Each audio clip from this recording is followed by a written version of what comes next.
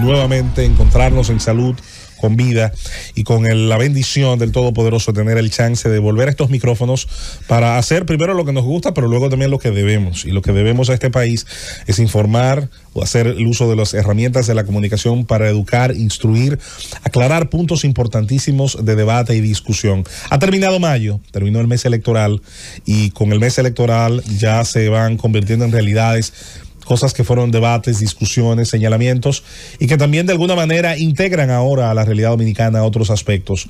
Es por eso que hoy, de una manera muy inteligente y como siempre adaptada a la realidad y al contexto social dominicano y del mundo, ha elegido el general Miguel Ángel Cordero, coordinador de ese espacio, Los Sabios desde la Z, con la producción de don Bienvenido Rodríguez Urán, y haciendo uso de una plataforma inmejorable de medios de comunicación como es la Z101, llevando al país y al mundo todo lo que generamos junto a un grupo de acompañantes, de invitados y de miembros permanentes de este staff, cada uno de ellos con un currículum, con una trayectoria extraordinaria en el aporte al pensamiento dominicano a través de la bibliografía, a través del trabajo en las aulas, la docencia y el paso por las instituciones. Queremos hoy compartir con ustedes los grandes retos de la gobernanza y la reforma fiscal en la República Dominicana, sin titubeos, para ir de frente al elefante en la habitación que nadie quiere ver con respecto a la financiación de políticas públicas. Damos los buenos días en este programa especial de este día 2 de junio, año 2024, a nuestro compañero y coordinador de este espacio, el general Miguel Ángel Cordero. Buenos días, José Luis. Buenos días, pueblo dominicano. Ante todo, quiero felicitar a ese hermano y compañero José Luis Mendoza, quien cumple año en el día de hoy. Es un año menos, un año más. ¿Cómo es? Es un año más, porque es un año más de sabiduría. Y uno menos que uno le queda a don Danilo. ¿Cómo no, es la cosa? Va, no sé, yo no creo eso. Eso me recuerda que en una ocasión le preguntaron a Galilei, ¿cuántos años tiene? Él le dice, lo que me faltan por vivir. Ah, bien, exacto. Y eso no está predeterminado. En la línea del destino de los seres humanos, uno sabe cuándo nació, sí, pero no sabe cuándo se va a morir. Sabe que de las tres diosas griegas que tejían el hilo de la vida, la que lo hilaba, la que lo medía y estaba finalmente la que lo cortaba. La única que era inapelable en sus decisiones, que ni Zeus podía meterse, era la que lo cortaba, porque no se sabía cuándo. No se sabía cuándo. El único que podía hacer Zeus era si te declaraba inmortal, el hilo se convertía de oro y no lo voy a cortar. Pero definitivamente la duración de la vida es una de los grandes, digamos, debates filosóficos. Pero estamos aquí para, de alguna manera, dar ese homenaje a la vida, a la libertad, al conocimiento. Para mí es un enorme privilegio, de verdad que son 38, que no está mal, ¿verdad? Vamos, un muchachito. Vamos avanzando. José Luis, tú eres un muchachito todavía. Ayer me decía mi mamá, wow, cuando tú tenías 19 tenía la mitad de lo que tú tienes ahora. Yo pensaba, wow, lo que yo ignoraba cuando tenía 19, Jesús santísimo. Cada día es un nuevo reto para nosotros los seres humanos. Cada día trae un contenido diferente. Y por ello la línea del destino de cada ser humano no está construida, sino que se construye al andar. Eso es así. Como dice Joan Manuel, caminante no hay camino, se hace camino al andar. Literalmente. Y entonces, en ese sentido, al igual que los seres humanos, los estados hacen camino al andar. ¿Cómo? A través de sus proyectos, a través de sus planeamientos. Y por eso en el día de hoy le queremos llevar a ese público que nos sigue a través de este programa estelar, Los Sabios en la Z, un tema que está en boga, que tiene un carácter internacional, regional y a la vez local. Los grandes retos de la gobernanza. Y con ello vamos a trabajar como parte de esos retos de la gobernanza en el plano local, lo que es la reforma fiscal en la República Dominicana. Un tema, José Luis, que ahora mismo se ha convertido como en una incógnita, como en un tema tabú. Sí. Óyeme, que los partidos no lo quieren tratar a la luz pública. Así es. ¿Por qué tanto los economistas de oficialistas como los de oposición le andan huyendo al tema y al debate del tema hasta que no tengan una posición de partido que sea oficial con relación a ese tema, y se cuidan bastante de asistir a los programas para dar una posición que personal se puede convertir en una posición de partido. Es lamentable, pero esos son parte de los grandes retos de la gobernanza. Y vamos a iniciar este programa estableciendo que es un gran día porque aparte de tu cumpleaños, José Luis, hoy es el día de las elecciones en México. Sí, pero claro. Las elecciones en México que va a marcar un hito en la historia porque Andrés Manuel López Obrador se va con una popularidad de un 60%. Así es. Cuando su antecesor, Peña Nieto, se fue con una popularidad apenas de un 20%. Así es.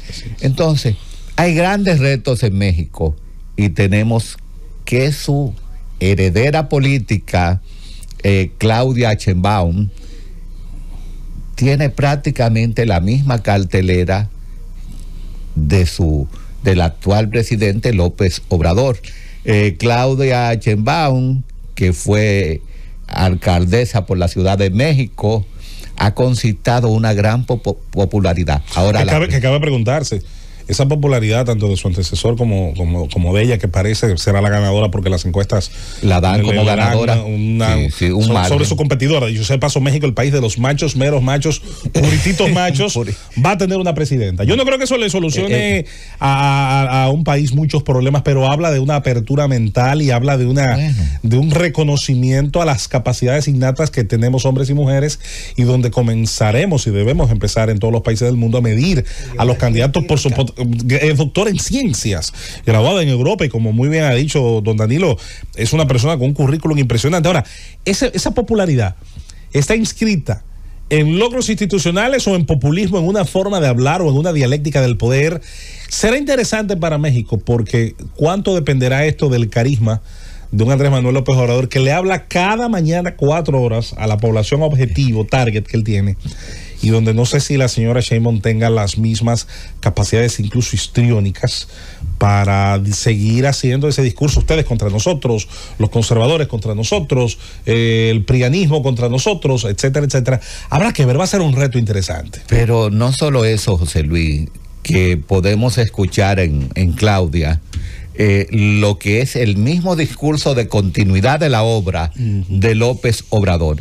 Incluso yo entiendo que ha cometido un pequeño desliz al establecer que va a afianzar la dinámica comercial con China, las inversiones chinas, cuando en realidad ahora mismo está esa dinámica relacional comercial en la lupa de los Estados Unidos. Pero además, a través del acuerdo de lo que es el acuerdo comercial de Norteamérica. El NAFTA.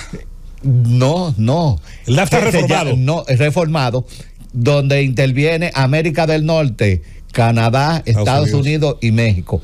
Para Canadá se llama CUSMA, para Estados Unidos se llama USMA, pero para México se llama TEDME.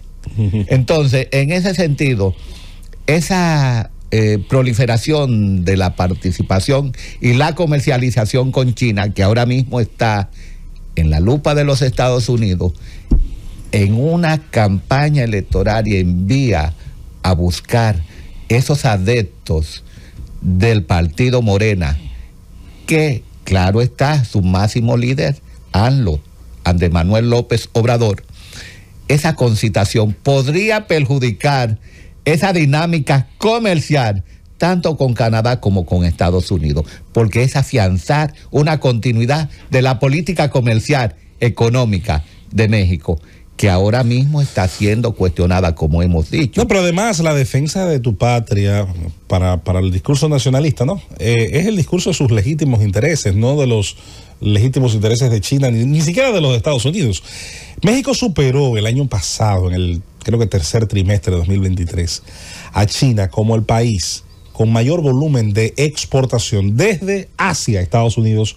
Por primera vez desde principios del siglo XX, cuando Alemania lo era, un país que no se llama China popular encabeza la lista en materia de volumen de mercancías como exportador hacia los Estados Unidos. ¿Qué quiere decir eso? Que México no es que digamos que tenga que guerrear ni nada, pero es todo lo contrario. Bueno, debería ver cómo puede incluso sacarle más provecho a su condición de competencia de China y en el nearshoring, la reubicación de industrias que están buscando lugares en América para producir cerca de los Estados Unidos. Pero ahí hay un elemento que hay que tomar en cuenta, José Luis, porque México pasó a ser la 12ª economía mundial, pero como tú acabas de decir, es el mayor exportador, desplazó a China como socio de los Estados Unidos.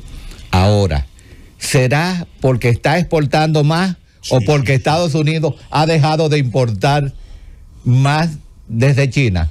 Esa podría ser la fórmula. Estados Unidos ha restringido sus importaciones desde China, lo que ha colocado precisamente la balanza comercial a favor de México. No es que hayan aumentado de una manera significativa las exportaciones de México, sino que han disminuido las importaciones de Estados Unidos desde China. Entonces, en ese sentido, hay un gran reto para Claudia Sheinbaum, y vamos a ver las partes oscuras que también ella tiene que sufragar, que fueron promesas de campaña del actual presidente de México que no se pudieron cumplir.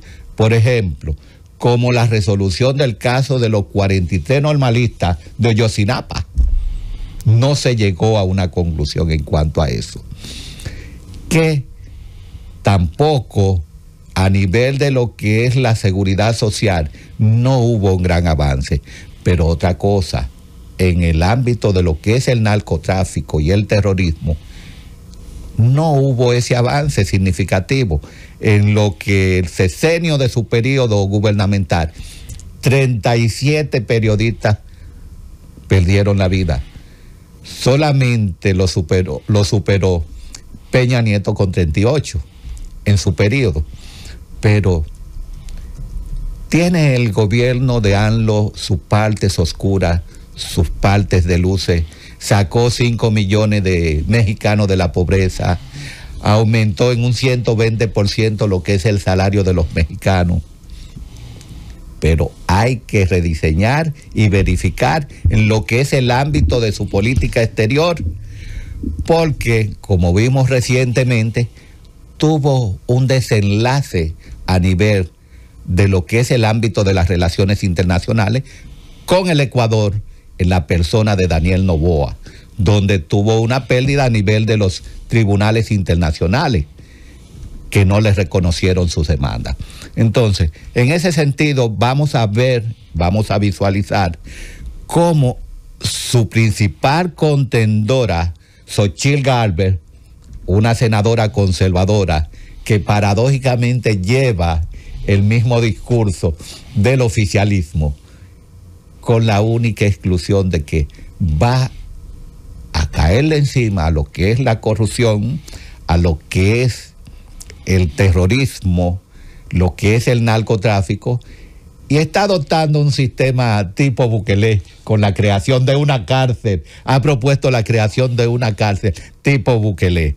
Esta que va por la coalición de las fuerzas del corazón, está colocada y ubicada en una segunda posición. Pero tenemos tanto las dos mujeres que van a contender y que están ubicadas en el primero y en la segunda posición de las encuestas, pasan de los 60 años.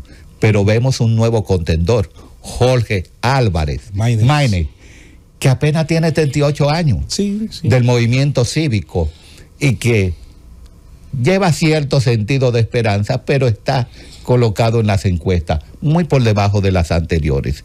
En ese sentido, nosotros vamos a ver lo que sucede en el día de hoy. Ya es prácticamente la crónica de una muerte anunciada, pero le deseamos al pueblo de México que elija lo mejor y que quien sea elegido, pues que decida el camino de lo que es la construcción, la reconstrucción de un México lindo y querido, que garantice lo que es la seguridad pública, que garantice lo que es el derecho de los mexicanos y que garantice, sobre todo, esa masa de visitantes que concurren cada año a ese espacio geográfico, que se sienten diezmados por la inseguridad ciudadana. Pero hay otro tema a debatir de sumo interés en el día de hoy, José Luis, y es el asunto de la condena, prácticamente el juicio a Donald Trump, donde se le imputaron 34 cargos. Ya dejó de ser una presunción de inocencia, ya es un convicto, ya es un criminal convicto, donde cada uno de estos cargos... Es un imputado sentenciado. Está libre todavía. Claro. De hecho, este fin de semana, ayer, estaba yo viendo la cartelera de UFC de combate, y estaba ahí, le hicieron una ovación, todos los peleadores salieron a saludarle. Ahora viene un proceso de apelación, un proceso largo, tiene 30 días para apelar y 6 meses prácticamente para presentar esa apelación. No, y es un proceso que se alarga, porque la apelación en el sistema estadounidense, igual que en el nuestro, es un sistema que depende mucho de la forma. Los jueces allá son instructores del proceso. Aquí ha habido una lectura como tenía que ser en un tribunal penal, tenían que ser unánime, no podía haber una lectura con divergencias, por eso también tardó más en salir. Y definitivamente pasó lo que tenía que pasar con el resultado que anticipábamos. No hizo sino radicalizar más la base electoral de ambos partidos, no hizo sino solidificar más el apoyo a su alrededor. ¿Por qué? Porque hay gente que ha dicho hace años, van a hacer todo para evitar que vuelva a la presidencia. Y son profecías autocumplidas, porque cada vez que un proceso de estos se da, entonces te lo dije, van a intentar hacer todo para evitar que él pueda volver a la presidencia. Sin embargo, la ley es muy clara, en Estados Unidos se puede, todo aquello que no está impedido está prohibido, a menos que él sea condenado por sedición o traición a la patria. Nada le impediría accesar a la presidencia. Desde una celda, incluso si el cargo no es por sedición. Eso se lo permite, incluso si es condenado, que es muy difícil, a prisión, que es difícil que sea condenado. Los miembros de su servicio secreto estarían junto con él en la prisión. Es decir, es un esquema prácticamente que, como podemos ver, la justicia norteamericana es uno de los elementos todavía que conserva. Y es bueno especificar que este juicio fue celebrado en el condado de Manhattan, que no entrañan propiamente a lo que es el estado de Nueva York per se. Entonces, tiene sus consecuencias desde el punto de vista de la imagen de un candidato a la presidencia, de un expresidente, que se está enviando un mensaje a la posteridad, y no solamente a la posteridad, que toda Latinoamérica ya sabe que no solamente se están juzgando los presidentes latinoamericanos, sino que es parte del juego de la democracia, como lo hemos visto en Estados Unidos. Ese caso Stormy Daniels, esa actriz porno que recibió unos 34 millones, esa condena por felonía, pero sobre todo también por el intento de fraude en el 2016. Errores que se cometieron durante su mandato en el 2017 y que están siendo visualizados desde ya para este tipo de condena. Pero, ¿hasta dónde nos preguntamos? ¿Cómo afectará esto lo que es la gobernanza en los Estados Unidos?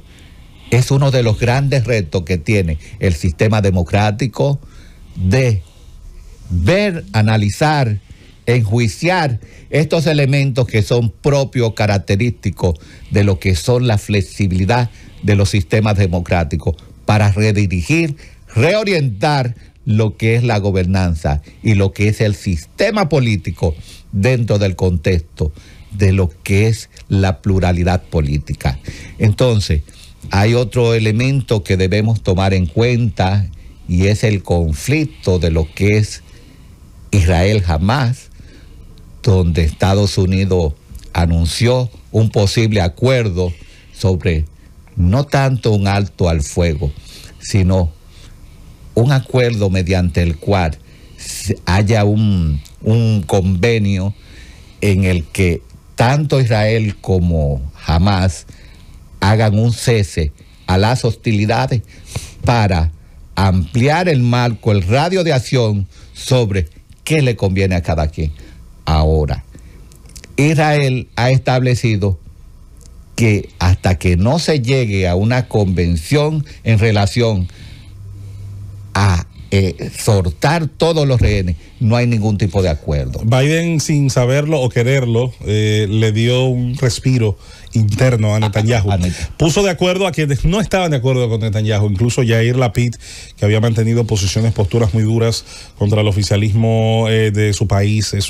Yair Lapid es un ex primer ministro, fue muy breve, que es el principal político de oposición dura, porque luego tenemos a Benny Gantz, que es una oposición moderada, incluso que le dio un plazo incluso que hasta el día 8 de junio. Exacto, cohabita con Likud, sí, y con Netanyahu. En el caso de Lapid, dijo, bueno, yo me pregunto si el señor Biden estaría de acuerdo con una postura similar cuando los 40 y pico de ciudadanos norteamericanos fueron secuestrados en Irán, o citó otros casos, otros ejemplos, porque si hay algo en lo que sí están de acuerdo los israelíes, al menos los que están representados en el Congreso, tal vez con alguna excepción de Shin Bet o algún partido de izquierda, de ultraizquierda de Israel, es que no se puede retirar el aparato militar israelí de suelo gazatí sin garantizar que la capacidad de respuesta de lo que quede de Hamas sea equivalente a un tirapiedra, sea equivalente a una onda, una resortera, como le llamen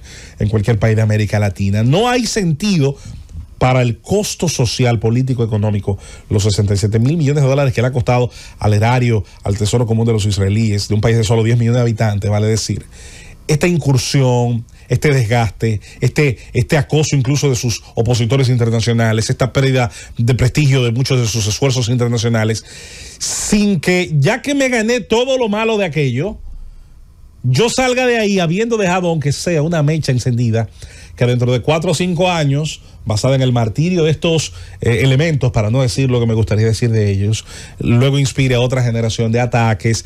Señores, cuando Israel llegó al corredor Filadelfia, que es la frontera sur de Gaza con Egipto, todo el mundo sabía e intuía lo que iba a encontrar, pero valía la pena verlo. Los túneles, la inversión millonaria en túneles, en su profundidad, en su longitud, en su capacidad logística, que si se hubiera invertido en hospitales, en escuelas y en negocios para los gazatíes, a lo mejor Gaza fuera otra cosa. Pero fíjate lo siguiente, ahora que tú toques ese tema, dentro de lo que se llama la polemología de las guerras y los conflictos, a veces yo no me explico cómo los analistas, algunos que son comentaristas, que se convierten en analistas, dicen, un alto al fuego, hay que detener la guerra, pero la guerra es un ser vivo que cuando se pasa de lo que es la lógica política a la retórica bélica, sí, ya después que se inició la guerra, una cirugía después que empieza, no se puede detener. Detenga una cirugía. Pero ¿por qué no se puede detener? Abierto. Porque los conflictos bélicos,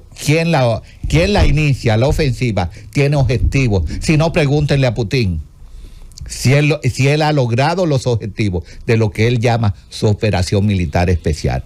Los conflictos toman un tiempo, como toma un tiempo una criatura en el vientre de su madre para nacer. Asimismo, los conflictos comienzan en lo que se llama una zona gris. Y en esa zona gris se dan lo que se llaman las guerras híbridas.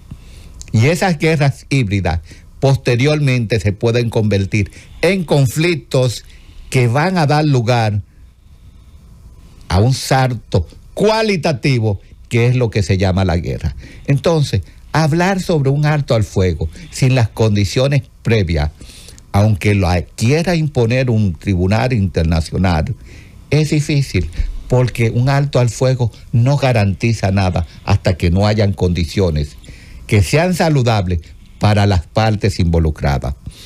En ese sentido, esa incursión de Israel en la parte sur de Gaza, en la parte de Rafah, precisamente allí donde está, en Yavali, que se encontraron unos 20 túneles con unas 86 compuertas. Eso es escandaloso. Esos túneles que tienen una profundidad de unos 350 metros. Hoy tú sabes lo que hay que... Aquí no hay en este país túneles de esa profundidad. 350 metros y otra cosa, que no están todos acondicionados en el mismo nivel. Hay túneles que llegan más abajo y esos túneles se comunican directamente a Egipto con Gaza. Ahora, la gran inquietud, hay túneles también que penetran a Israel, claro, que todavía Israel no tiene el control de esos túneles. Y precisamente para eliminar los túneles de Israel, necesita eliminar los túneles de Gaza. ¿Qué se traslada a través de los túneles de Egipto? Pertrechos, armas, dinero. Lo que menos se transporta por ahí es comida. Sí. Porque ni medicina. Ni medicina. Entonces, nos preguntamos, en días pasados hubo un pequeño enfrentamiento donde murió un soldado del ejército de Egipto y otro herido. ¿Por qué Egipto no ha tomado una represalia tan fuerte y ha roto diplomáticamente con Israel? Razones específicas. Jamás es el hijo de los hermanos musulmanes. Y precisamente Egipto sabe qué es lo que hay. Egipto sabe primero que una gran cantidad de esa población que se identifica ante el mundo como refugiados palestinos son primero egipcios étnicos, como lo era Arafat. Sí. Para el que no lo sepa, era egipcio. Claro, por ahí. Claro. Y segundo, Egipto es el país más pragmático del Medio Oriente, no porque es una virtud espiritual que le cayó del Sinaí, que Dios le reveló.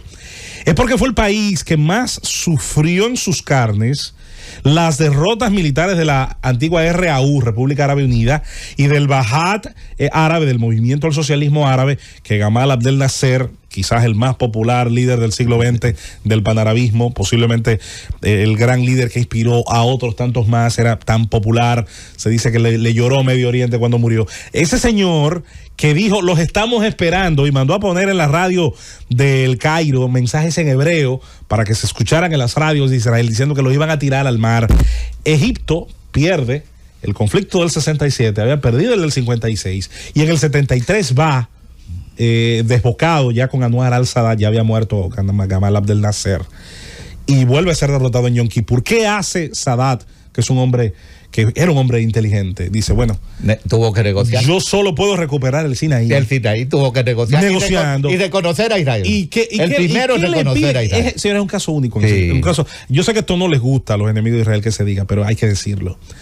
Solamente se recuerda un caso, profesor Danilo y don Miguel Ángel, en el siglo XX, donde territorio ganado por guerra, conquistado legítimamente por las armas, haya sido devuelto. No a cambio de dinero, no a cambio de otro territorio, a cambio de reconocimiento y paz en los acuerdos del 79, con homenaje a Begim y el propio Sadat ya vestido de traje, ya no vestido con el uniforme militar. ¿Qué ocurrió el año siguiente? Sadat fue al Congreso, al Likud, primera vez que recibía el Likud un líder árabe. Pudiera ir un líder judío al Congreso de Siria o no, eso sería imposible en el status quo actual, pero eso ya pasó en el 79. Es una lástima que parece que el mundo no aprendió la lección del Sinaí, no aprendió la lección de las guerras terribles desde el 48 al 73. Parecería que eso no pasó, y definitivamente hoy volvemos a un estado similar, aunque con la ganancia, hay que decirlo, de que el sunismo en el mundo árabe sí parece estar más dispuesto. La península arábiga, Arabia Saudí, las monarquías del Golfo, y con toda excepción de Qatar, parecen entender que el camino no es seguir alimentando, como sí lo está haciendo Irán, proxies militares contra el Estado de Israel, porque no va a dejar otra cosa que no sea destrucción de sus propios intereses.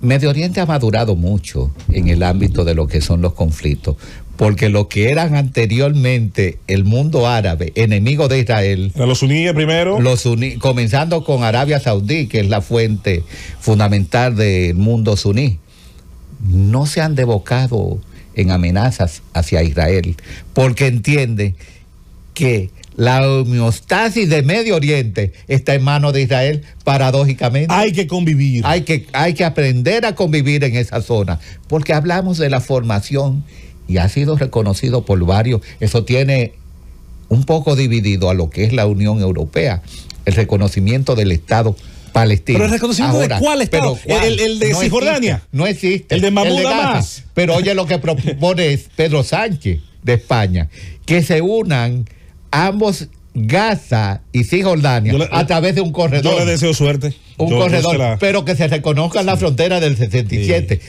Yo no sé qué locura. ¿Qué asesores que tiene? Yo no sé qué locura, porque cuando usted habla de un corredor entre Cisjordania y Gaza, usted está generando lo que se llama en geopolítica una punta de crecimiento étnico. Y esa punta de crecimiento étnico, ese corredor a través del cual se van a formar enclaves territoriales como resultado de enclaves étnicos. Israel va a renunciar a la parte sur, a Eilat, a los puertos de Eilat, que son los únicos puertos de Israel que dan al Mar Rojo. O sea, eso pero tú solo tienes que irte a la historia. José Luis, vete a la historia. Cuando los británicos le dieron la independencia a la India y a Pakistán, dejaron Pakistán del norte y Pakistán del sur. ¿Qué sucedía?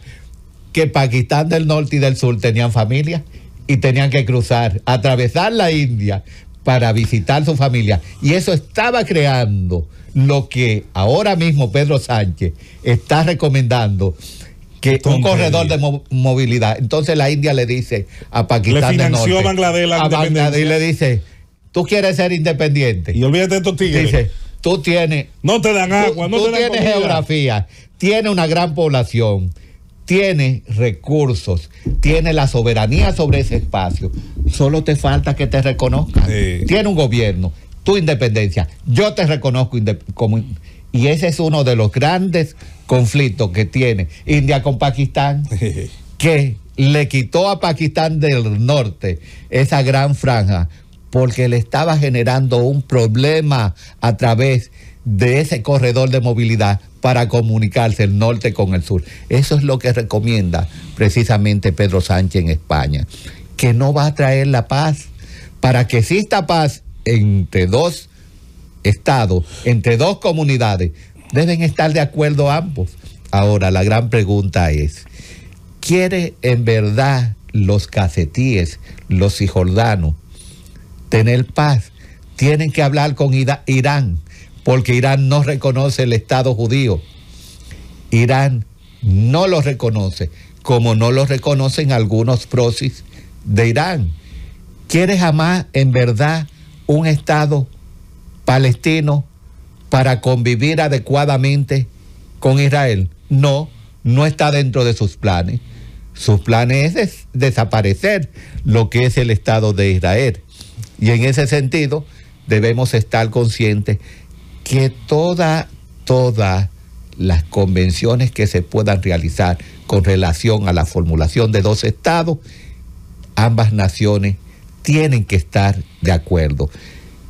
No puede haber un consentimiento hacia la paz si hay uno de los involucrados que no está de acuerdo, que es uno de los grandes problemas ahora sobre lo que es la cumbre de la paz en Suiza, el día 16 y 17, donde China iba a participar con relación a la paz entre Ucrania y Rusia, pero China ya dijo que no iba a participar, porque si Rusia no ha sido invitado, no puede hablarse de una paz entre Ucrania y Rusia. Una Rusia que está anhelando un alto al fuego, una paz, pero bajo sus propios principios de ganar todos los territorios ocupados e imponer su voluntad sobre una Ucrania que es soberana, para poner un sistema político, un sistema de gobierno que sea a su comodidad. Y en relación a ese conflicto de Rusia-Ucrania, debemos acordar que la situación está en una posible tensión y escalada, porque ya la mayoría de los países que manejan poder, que son pequeñas potencias y grandes potencias, ya han dado su anuencia para que Ucrania utilice sus armas en territorios que sean objetivos militares de Rusia. Algo que es tanto Canadá, recientemente Estados Unidos, Alemania y Francia están de acuerdo en esto, Reino Unido, Polonia y Suiza, Suecia estableció de que los aviones F-16 que entregue ahora en el verano a Ucrania pueden alcanzar objetivos militares dentro del territorio ruso. Entonces, esto abre un nuevo camino, un nuevo sendero en lo que es la guerra, el conflicto Rusia-Ucrania, porque ya el hablar objetivos militares, un centro de gravedad que es una empresa de producción de armas, se convierte en un objetivo militar. Un puente a través del cual se traslada la fuerza, como el puente de Kerch, es un objetivo militar, porque a través de ese puente es un corredor logístico para abastecimiento de las fuerzas rusas. Pero no solo eso, que esta nueva puerta que se abre podría conllevar a un enfrentamiento de la OTAN con Rusia. Rusia ahora mismo que está trabajando lo que se llama una movilización de unos 350,000 soldados. ¿Mejorará esto la economía de Rusia o la empeorará cuando ya prácticamente no hay presos en las cárceles que quieran sumarse a la guerra de una manera voluntaria, porque ya hay escasez hasta de presos en las cárceles?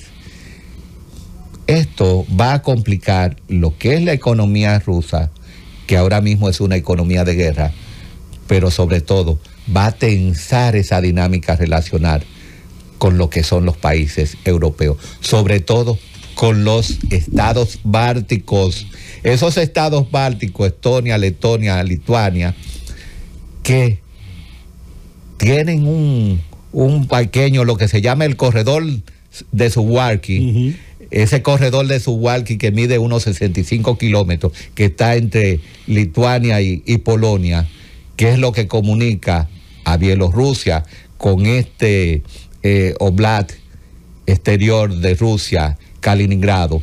Kaliningrado, que era anteriormente perteneciente a Alemania, lo que era Königsberg, donde nació ese gran filósofo alemán, Immanuel Kant, en el año de 1724 y murió en 1804.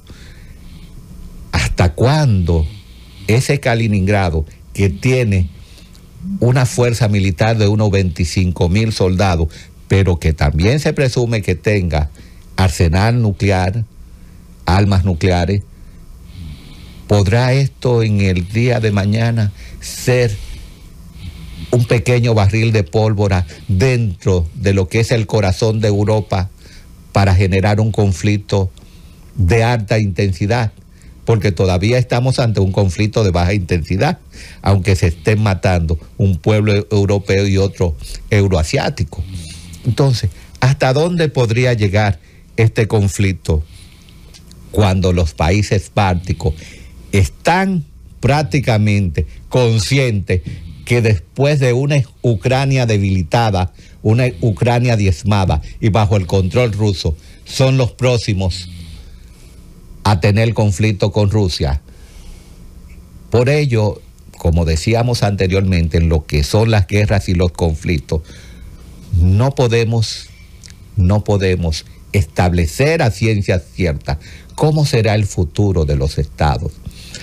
Solo podemos generar análisis que nos permitan visualizar dentro de un contexto geopolítico cómo podría devenir la historia de los estados que se encuentren involucrados en guerras o conflictos, donde ya la guerra moderna es una guerra que depende de diferentes ámbitos, y por eso hablamos de una guerra multidominio.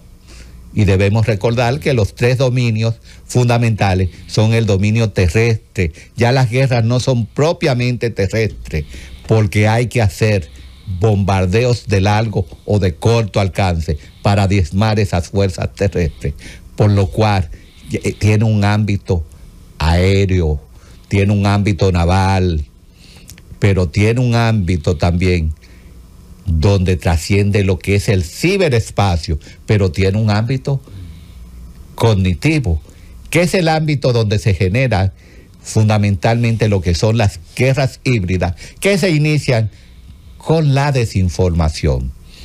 Es decir, que la guerra es un mundo muy amplio, muy de largo alcance para entender el porqué de los conflictos y el porqué de la necesidad que pueda tener un Estado para preservar un área de influencia o un área de interés para proyectar lo que se puede llamar como el Lebensraum, un concepto que no es de Friedrich Nasser, sino de un señor llamado von Streicher, que era prácticamente un terrorista alemán, que decía que los dominios de la Alemania debían estar más allá de los Urales.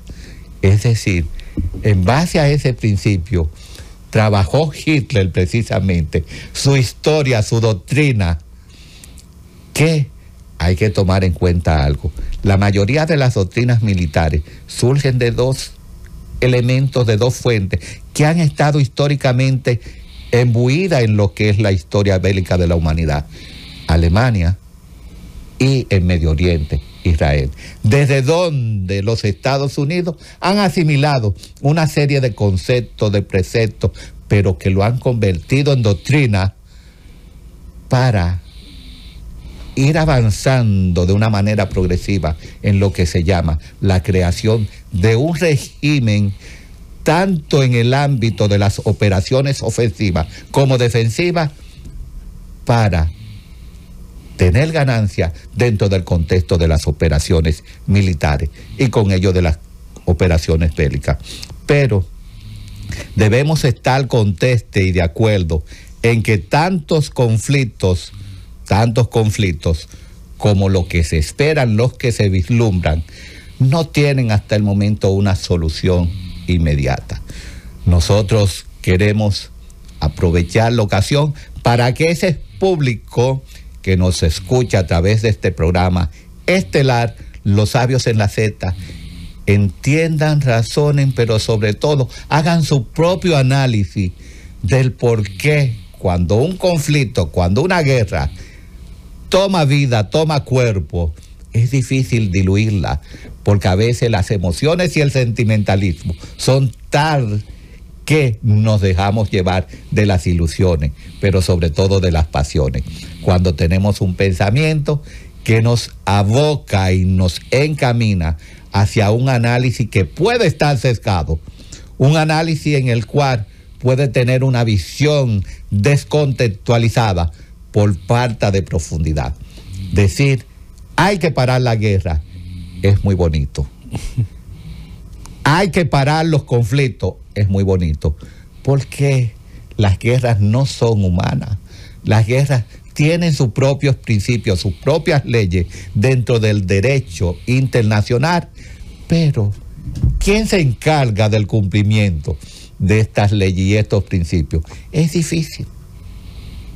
Y por ello el concepto de genocidio es un concepto que prácticamente está diluido porque no tiene una base en el cual se puedan establecer una serie de elementos que vayan a encaminar y vayan en el día de mañana a materializar el cumplimiento del derecho internacional en esta materia, porque los organismos que se encargan de regir y de coordinar el cumplimiento de la misma no manejan un poder, no manejan, dependen de otros poderes como son las potencias. Y las potencias no se van a hacer el harakiri de por sí, porque van a perder lo que se llama su vigencia como potencia, porque lo que da hoy o lo que exige hoy, mañana se puede revertir en tu contra.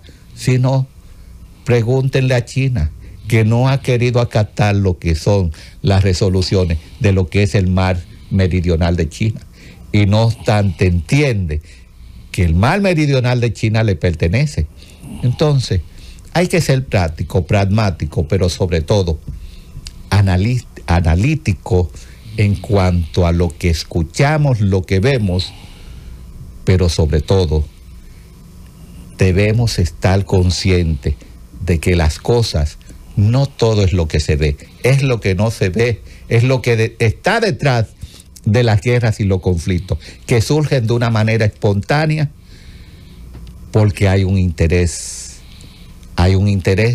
de una potencia, de un intermediario, donde los intereses están por encima de lo que es la paz. Vamos a aprovechar este momento para darle la bienvenida aquí a nuestro querido hermano invitado, el profesor, ese gran sociólogo Danilo Climent, para que dé la bienvenida al público y nos haga un pequeño comentario sobre estos temas. Mira, ustedes han estado hablando de un tema bastante sensitivo para entender lo que el tema central, que es la gobernanza en República Dominicana. Ya aquella pronóstico que algunos llaman profecía, pero un pronóstico de Marshall McLuhan, de la aldea global, es una realidad incuestionable. Por ejemplo, empecemos por México, que fue donde ustedes comenzaron, y ustedes han trazado una perspectiva interesantísima y real de lo que es México en términos económicos.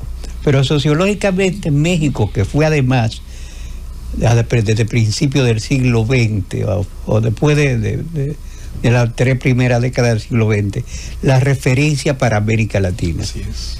El movimiento cultural, político, por ejemplo, el populismo cardenista estableció referencias importantes en toda América Latina, y las universidades mexicanas eran una referencia importante.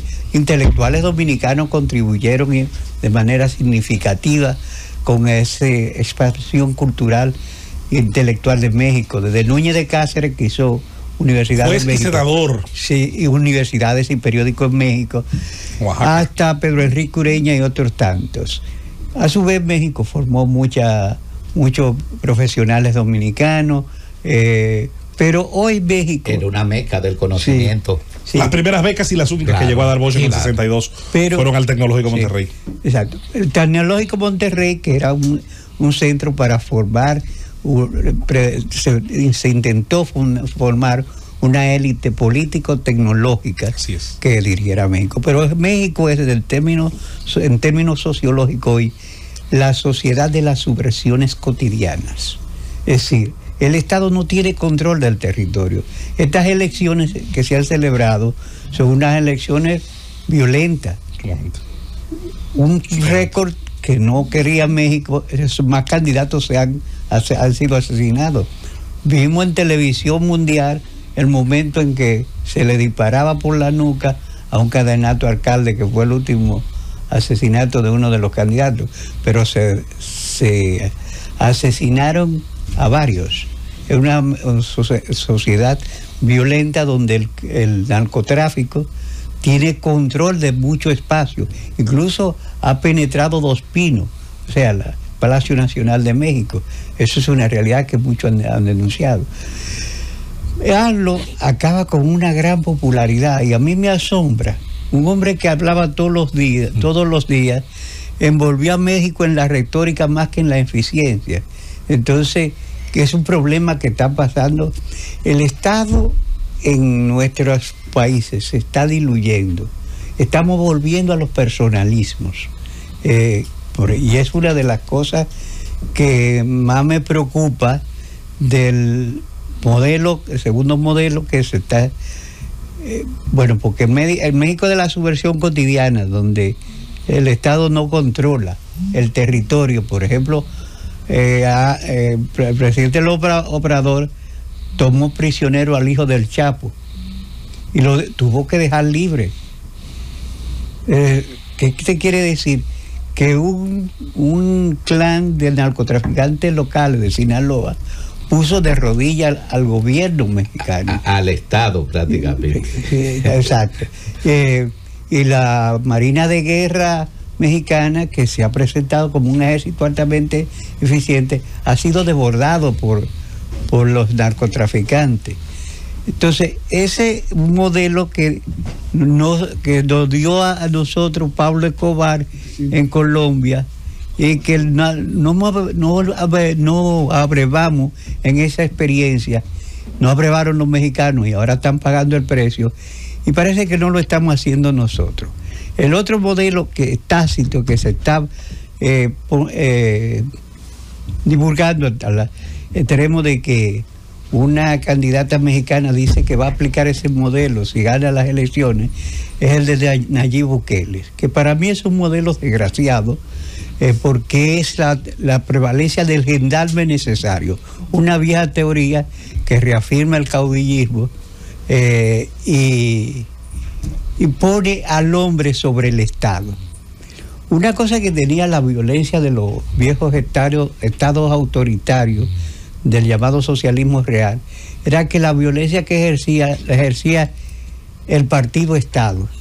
Y por eso hoy tú le preguntas a muchos rusos, hay muchos rusos que añoran. Sí. Hay un marketing de la nostalgia. Sí, porque tú no encontrabas una prostituta rusa.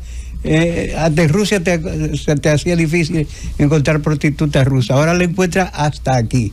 Lo que quiere decir que, evidentemente, el autoritarismo, que era negativo, tenía niveles de funcionalidad que debían ser observados. Que se pusieron, y disculpe, profesor, se ponen de moda estos temas cuando conmemoramos una fecha del ajusticiamiento de Trujillo, siempre hablar de que el orden de las dictaduras es el orden de los cementerios. Sí. La sociedad está muy ordenada, blanquita, limpia, pero es una sociedad cuartelaria. Sí. Entonces, es el caso de El Salvador. No es el Estado el que está imponiendo la paz, es un hombre que está encarcelando, está conteniendo una oleada que ¿hasta cuándo la podrá contener? ¿Con un estado de excepción permanente? Sí, el estado de excepción permanente, ese era el segundo elemento. Eso no debe ser recomendado para ninguna sociedad, no debe ser recomendable. Otro caso, los Estados Unidos es una sociedad que está en un momento de extravío terrible. Yo creo que comenté aquí que una vez, a mí Andy Dawager me parece una persona brillante, y él escribió un artículo diciendo que en 1900, la campaña electoral, creo que el del 86, o del 90.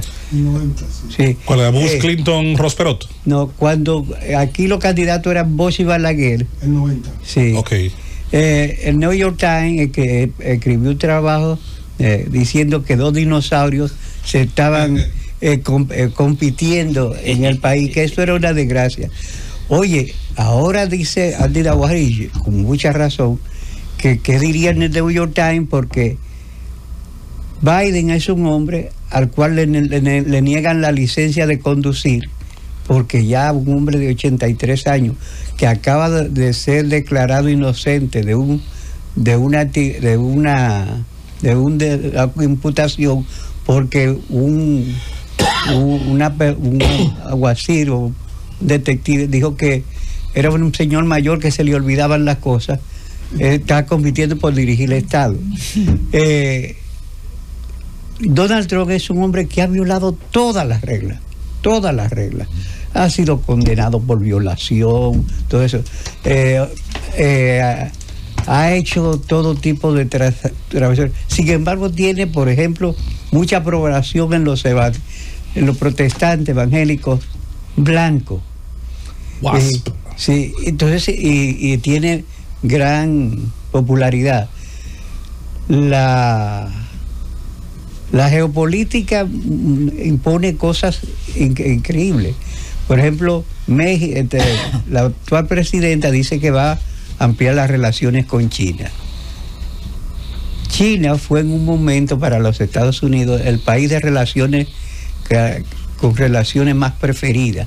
Hoy no lo es. Hoy los Estados Unidos han comenzado a temer a China. Pero esta presidenta que es vecina con los Estados Unidos dice que si gana, o sea, esta candidata que si gana va a establecer las relaciones con China en un momento en que los Estados Unidos ese asunto le molesta o no está en su agenda. Entonces nosotros tenemos al lado un vecino que es una sociedad colapsada donde no hay Estado. Entonces cuando tú miras todo el horizonte, son tiempos nublados, grises y de nubarrones intensos para toda América Latina. En ese marco está el problema de las tensiones en el medio, en el oriente cercano y el lejano, y los conflictos latentes entre Japón y China, los conflictos latentes entre China y los Estados Unidos. Entonces, las redes de conflicto, la situación mundial es sumamente compleja, muy difícil, y eso es un elemento que ustedes ya lo han descrito y no voy a sobreabundar sobre cosas que ya ustedes han reseñado. En esa situación estamos nosotros en un estado que no tiene bitácora política. Nosotros somos una sociedad que se muestra estable, se dice que somos una democracia estable, pero somos una democracia fragilizada. De ese tema, Danilo, vamos a hablar en breve, en un instante, cuando entremos en materia sobre lo que es la gobernanza. ¿Cuáles son los grandes retos de esa gobernanza? Y vamos a darle ahora, a cederle la palabra para que dé la bienvenida a este programa estelar Los Sabios en la Z, a ese gran hermano amigo Manuel Núñez, para unas palabras de bienvenida a ese público. Muchas gracias, yo me siento muy contento.